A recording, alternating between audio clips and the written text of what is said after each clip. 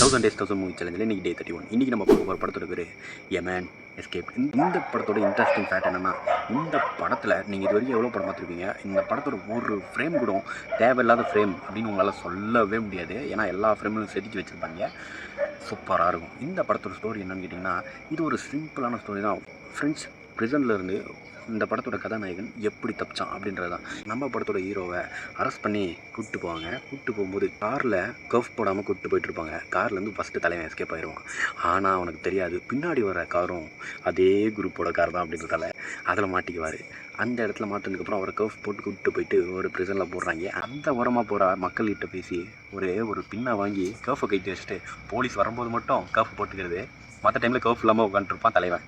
ஆனால் இதுக்கப்புறம் நான் தப்பிக்கவே மாட்டேன் அப்படின்னு சொல்லி போலீஸோட நம்பிக்கையை பெற்று கர்ஃபை கழட்டிட்டு வேறு ஒரு செல்லில் மேலே போட்டுறாங்க. இதுக்கப்புறமும் ஆனால் நான் இங்கே இருக்க மாட்டேன், நான் எஸ்கேப் ஆயிடுவேன் அப்படின்ட்டு அந்த செல்லில் இருக்க டோர் உட்டன் டோர், அதுவும் பழைய டோர், நைன்ட்லலாம் கொஞ்சம் வீக்னஸ் இருக்குன்றதுனால அதை தேய்ச்சே தப்பிச்சிடலாம் அப்படின்னு ட்ரை பண்ண ஆரம்பிக்கிறான்.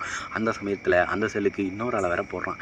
இதுக்கப்புறம் அந்த செல்லேருந்து இவன் தப்பிச்சானா, அவன் கூட இருக்கிறவனும் சேர்ந்து தப்பிச்சானா, இல்லை அவனை போட்டுட்டு இவன் தப்பிச்சானா அப்படின்றதான் இந்த படத்தோட இன்ட்ரெஸ்டிங்கான ஸ்டோரி வேணால் சிம்பிளாக இருக்கும். பட் இந்த படத்தோட இன்ட்ரெஸ்டிங் ஃபேக்டர் மட்டும் சத்தியமாக குறையில கைஸ். செம்ம படம். ஒரு வாட்டி முடிஞ்சால் ட்ரை பண்ணி பாருங்கள். இந்த படம் குடும்பத்தோடய பார்க்கலாம்.